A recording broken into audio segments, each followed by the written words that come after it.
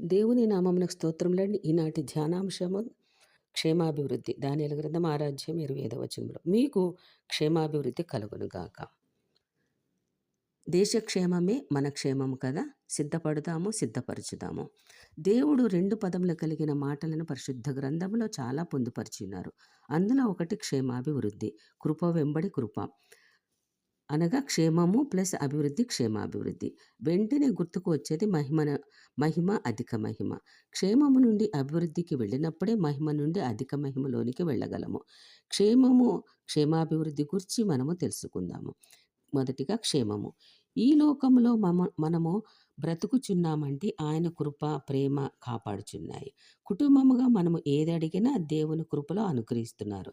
పిల్లల చదువులు, వివాహములు, ఉద్యోగములు, స్వస్థతలు ఇలాగ ఎన్నో మనము అడుగుతూనే ఉంటాము. ప్రార్థనలో ఆయన ఉచితముగా అనుగ్రహిస్తున్నారు. మనలను కునుకక నిద్రపోకుండా, మన పాదములకు రాయి తగలకుండా ఆయన యోగక్షేమములను మనకు దయచేస్తూ ఉన్నారు. దేశ క్షేమమే మన క్షేమము. దేశంలో అనేకులు అన్యులు, విగ్రహారాధికులే కదా! ఇలాంటి వారి గురించి మనము ప్రార్థన చేయాలి. దేవుడు ఆయన చెప్పిన విధానం అదే. నిన్ను వలె నీ పొరుగువారిని ప్రేమించమన్న విధంగా మనము కాస్తన్న ప్రార్థనలో ఉంటున్నాము కాబట్టి ఆ విధంగా అనేకులు మార్చడానికి దేవుడు మనల్ని కూడా ప్రార్థన చేయమని కోరి ఉన్నారు. వారి ఆత్మల రక్షణకే మనకు బాధ్యత అప్పగించి ఉన్నారు. సర్వలోకమునకు వెళ్ళి సువార్త ప్రకటించుడి. ఇదే ఆత్మలో అభివృద్ధి. కీర్తన గ్రంథం 74 అధ్యాయం 12వ వచనంలో దేశంలో మహారక్షణ కలుగు చేయవాడు ఆయనే. ఆయన కలుగు చేసినప్పుడు మనం ప్రార్థన చేసినప్పుడు తప్పకుండా కూడా అది నెరవేరుస్తూ ఉంటారు. మన కుటుంబముల క్షేమం గురించి ప్రార్థన చేయట క్షేమమైతే, దేశ రక్షణ, ఆత్మల రక్షణ విజ్ఞాపనలను విన్నవించుకోవడమే ఆత్మలో అభివృద్ధి. చిన్నపిల్లలు ప్రార్థనలు చేస్తూ ఉంటారు. వారి ప్రార్థనలు కూడా దేవుడు ఎంతగానో ఆశీర్వదించి వారికి నెరవేరుస్తూ ఉంటారు. మనము ఆత్మలో ఎదగాలని పౌలు మనకి బోధించి ఉన్నారు కదా! బైబిల్లో భక్తులు వారి కుటుంబములను విడిచి దేవుడు చెప్పినట్లు అభ్యసించి, ఆచరించి వైరాగ్యం పొందిన దేవుని ప్రజల రక్షణ క్షేమం గూర్చి వారి ప్రాణాలు త్యాగం చేసిన వారే కదా!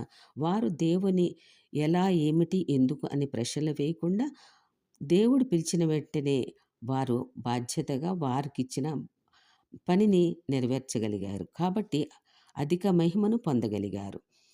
పరిశుద్ధ గ్రంథంలో వారి యొక్క పేర్లు పొందుపరచబడినవి. మన కుటుంబమునకు క్షేమం ఉండాలి. అందరూ క్షేమముగా ఉండాలి.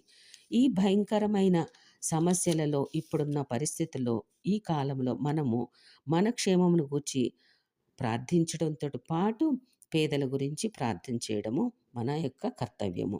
ప్రస్తుత సమాజంలో ఉద్యోగములు లేక, కూలి పనులు లేక, పరిశ్రమలు లేక, బిజినెస్లన్నీ కూడా మరి దిగజారిపోయిన పరిస్థితుల్లో లక్షల మంది మరణిస్తుండగా, లక్షల మందికి ఈ వ్యాధులలో బాధపడుచుండగా, కుటుంబముల పోషణకు, రక్షణకు మనము ప్రార్థన చేయాలి. దేవుడు ఆ విధముగా మనకి ఒక బాధ్యతను అప్పజెప్పి ఉన్నారు. చేయూతనిచ్చడానికి దేవుడు ప్రతి బిడ్డ యొక్క గుప్పిలని నింపబడునుగాక. దేవుడు శాంతి సమాధానమును ఇచ్చే దేవుడు. అందుకు శాంతిగా ఉండాలని, యుద్ధములు ఆగిపోవాలని ప్రార్థన చేద్దాము. ఎందుకంటే సైనికులు నేలరాలితే వారి కుటుంబములకు రక్షణ, పోషణ గురించి మనము ప్రార్థన చేద్దాము. అనేక దేశములలో శాంతి సమాధానము లేదు. యువకులు ఉద్యోగముల కోసం ఎదురుచూస్తున్నారు. పిల్లల చదువుల గూర్చి ప్రార్థించుదాము. దేశములలో ఆర్థిక ఇబ్బందులు, తలక్రిందులైన జీవితములు, కూలి పనులు కూడా లేక పస్తులున్న నిరుపేదలు ఇంకా ఎన్నో వీటి గురించి మనము ప్రార్థన చేద్దాము. 1 తిమోతి పత్రిక 2 అధ్యాయం 2వ వచనం ప్రకారముగా మనము ప్రార్థన చేయాలి. క్షేమము అనగా దేవుని వలన ఇయ్యబడినది శాంతి సమాధానం. ఆత్మ సంబంధమైన క్షేమము, ఆత్మీయ క్షేమాభివృద్ధి. క్షేమము ప్లస్ అభివృద్ధి. మహిమ నుండి అధిక మహిమలోనికి రావడానికి కొరకు దేవుని దగ్గర మనము ప్రార్థన చేయగలిగితే మనతో పాటు దేవుడు ప్రతి వాళ్ళను కూడా ఆశీర్వదించి వారికి కూడా క్షేమాభివృద్ధిని దయచేసి మహిమ నుండి అధిక మహిమలోనికి తీసుకెళ్ళగలిగి కృపను వారికి కూడా అనుగ్రహించినప్పుడు ప్రతి బిడ్డలు కూడా క్షేమాభివృద్ధి పొందుకొని ఈ యొక్క లోకంలో ఎంతో సంతోషంగా ఉండడానికి మనమందరం కూడా చెయ్యి చెయ్యి కలిపి ప్రార్థన చేద్దాం. అందుకు దేవుడు మనందరిని కూడా ఆశీర్వదించును గాక. ఆమేన్.